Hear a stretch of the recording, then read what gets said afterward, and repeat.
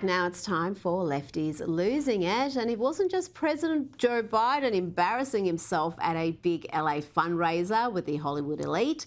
The talent on the night also tainted their good names, including funny man Jack Black, who seems to have lost his mojo. Get ready to cringe, folks. But my president needs me. Thank you. And then they hit me with the big one. They said, Jack, you can't go. You have nothing to wear. Your good suit is in the cleaners. Well, were they wrong? Because I had this to wear. My kick-ass American flag overalls. Most patriotic outfit of all times. That shut them up. There wasn't much they could say after that. And when the president wins in November, I'm pretty sure I'm going to get a sweet shout out in his victory speech for what I gave up to be here. Because when democracy is at stake, Jack Black answers the call. I know. I'm embarrassed for him too. And I want to make it clear that was the best he had that night. That was the highlight of his routine. That was the bit that Jack Black himself promoted on social media. Goodness me. Now, some breaking news from Joy Reid, considered by many the looniest of lefties at MSNBC, and that is no small feat. Here is Joy discovering that summer is actually hot. Next, she'll tell me water is wet. Of climate collapse and the greed that is literally letting our country burn. Today, millions of Americans from Iowa to Maine are suffering through heat warnings, watches, or advisories. Cities across half of the country, like Chicago, St. Louis, Indianapolis, Detroit, Philly, and now New York, are hitting temperatures exceeding 90 degrees Fahrenheit, though it feels closer to 100. Many of these cities could experience heat indexes hitting 105 degrees by Sunday. These increasingly oppressive hot days aren't a coincidence. They are the predictable impact of the climate crisis. And they're not just an inconvenience, they're also killing us.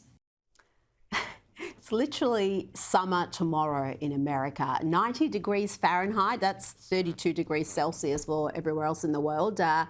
That's delightful weather. I don't know how that's deadly or an inconvenience. Get a grip, Joy. From one unhinged Joy to another, let's hear from the View's Joy Behar talking with MSNBC's Rachel Maddow.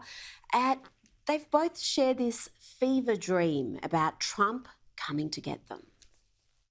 So you said recently that you thought that you, as an outspoken critic, could be a target yourself. Some people think that sounds overdramatic, but I'm right there with you. I think that he is so vindictive that he will go after, however he has to, through the IRS maybe, or even, through sponsors to get us off the air maybe, or you. Yeah. How seriously should we be taking that? Look, if Trump can promise that if elected, he will remove Rachel Maddow and Joy Behar from the airwaves, then he may just win every state. Now, let's have a good laugh with this car dealer from Louisiana who has saved his business via social media. How? Well, he mocks fame-seeking social media influencers online and manages to sell cars. Let's have a look at how Doug Townsend does it. I really don't know what's gotten into me recently. Not nutrition. Hey, we got a 24 Willys. Just came in. Come holla. Woo! Feels so nice when you and I are working on the night shift. Bro, Grinder is rocking these days. Working on the night. Anyway, hey, we got a 25 Ram 1500 SST. Come get it. Y'all want to know who I date, who I go with? Nope, but I think you think you're black. Hey, we got a 25 SST Ram truck. Come holla.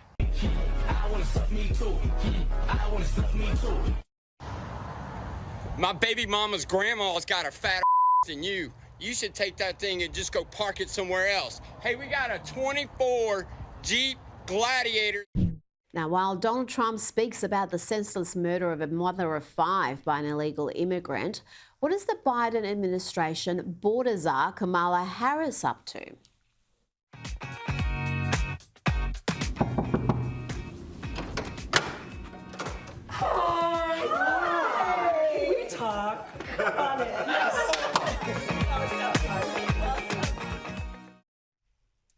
Yes, the Vice President is busy welcoming the cast of Queer Eye to the White House. Meanwhile, the border crisis continues. Got illegal immigrants committing unspeakable crimes. We've got more than 2 million a year crossing the southern border illegally. Joining me now is journalist and filmmaker Ami Horowitz. Ami, we're not just talking about isolated cases here. I know there's some cases that receive a great deal of media coverage, but in 2023 alone, there were 73,000 non-citizens arrested for crimes. Now, of course, not all of them are illegal immigrants, but when you've had more than 7 million cross illegally during Biden's term, you'd expect the border czar to be a little bit more focused on her job. This is something that she was charged with some time ago. I don't even know how many times she's been down to that southern border. Look, Biden is so bad at this. I mean, again, this is the #1 issue in the country, either one or two based on polling. And they are completely failing on this. Look, this whole idea that they're trying to shift the blame to Republicans is total insanity. This dog won't hunt. Yes, for 3 years they did nothing. And then in the 4th year, and they realized they're down the polls, all of a sudden he found the ability to do an executive order. All of a sudden he said, hey, let's negotiate a deal with Republicans. Nobody believes that. Now, of course, if it was look, the thing that's crazy is, like, I know he doesn't care about the border, but just for self-preservation. Look, this whole thing about the people who crossed the border, 10 people from Tajikistan who were trying to commit terrorist attacks. 3 of them came through ports of entry. And they said, but they were vetted. You mean you were relying on records from Tajikistan? That's how this thing works? That's how you're saying we're going to vet these people coming through? I mean, it is unbelievable. Could you imagine what would happen if they actually committed a terrorist attack? This election would be over. Just based on that, I know he doesn't care about the border and the protection of Americans. Based on that, dude, you got to stop these guys from coming in. Well, yeah, it's not a priority, quite clearly. I want to ask you about Hollywood and its reaction to the ongoing Israeli-Hamas war. Actor John Cusack is the latest Hollywood star to peddle October 7 conspiracy theories. I don't know what else we can call this. He's tweeting and retweeting all sorts of anti-Israeli nonsense, including this from an activist who says Israel killed many, if not most, of its own people on October 7. What do you say to that, Ami? This is a particularly sad story for me, Rita, because John Cusack was a fixture of my childhood. And it's sad to see how this guy has degraded himself, not just on Israel, but he's a crazy leftist across the board. Now, look, because I do show prep for you, Rita, right? So I actually went on the internet and looked up John Cusack for the news. And the #1 article by John Cusack was how he didn't get what he wanted in the movie High Fidelity. The problem is, first of all, exemplifies a couple of problems. One is a problem with the left when it comes to Israel, right? He's a man of the left. He said he won't talk to anybody in his family who are supporters of Trump. And this is what you get on the hard left, is anti-Israel and, frankly, anti-Semitic conspiracy theories. But the bigger problem is that they're not covering this. This is not being covered by the mainstream media or pretty much anybody else. That's the major issue. This guy has a record. It's not one thing. This is a guy who has reposted that Hamas was created by Israel, that there were no rapes that happened on October 7th. This is a guy who was posted Israel's committing genocide. He reposted somebody tweeting how Zionists should all be killed. This guy is a crazy person. That's not covered, but what was covered today was the fact, trying to describe why he didn't rejoin Hot Tub Time Machine #2. Well, this is the way in Hollywood and amongst the celebrity class, sporting stars, everybody, if they say something that's even slightly right of centre, even if it's very much a mainstream opinion like what J.K. Rowling has said on trans issues, they're absolutely slandered by the media. There's 100 news articles and columns about how terrible they are. But you can say any far left French dwelling comment and the media just look the other way. It really is. I don't know, because many of them agree with those points of view, but that is an issue. And I think that's why a lot of celebrities, a lot of celebrities who don't feel that way just keep their mouths shut. Now, we've got a big celebrity in Australia right now. Jerry Seinfeld is playing his shows across the country. I've played footage earlier in the week of the way he mocked an anti-Israeli protester who disrupted a Sydney show. And it happened again. Pro-Palestinian protesters again disrupted the Jewish Comics, another show in Sydney. And again, Jerry mocked them, but this time I've got to say he was a little bit more gentle. Let's have a look. You're doing great. You're getting them on your side. Can you hear it? Boo! Yes, you're doing There's the police. You have strong political feelings, but you don't know where to say them. You think that ruining the night, it doesn't affect me. All these people, you're ruining their night. Yes. Army, why do you think they're targeting Jerry Seinfeld? I wonder what that could be. Let me try to figure this out. I don't know. Because he's Jewish? Could that be it? He's a Jew?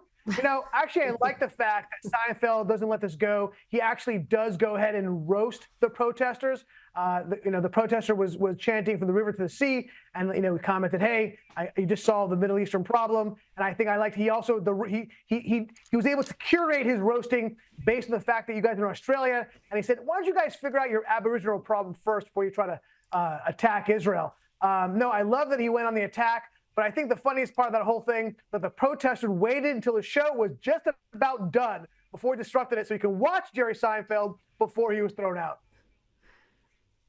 Well, the cost of the tickets are not small. They're hundreds of dollars per ticket. So I guess if you're going to buy a ticket just to protest, you want to watch the show. But yeah, that was the one earlier in the week. But this has happened again last night's show. And again, this time he roasted them. But I think it was a little bit more gentle than the first time. But the crowd certainly gave it to the protesters. They got roundly booed and escorted out very quickly by police.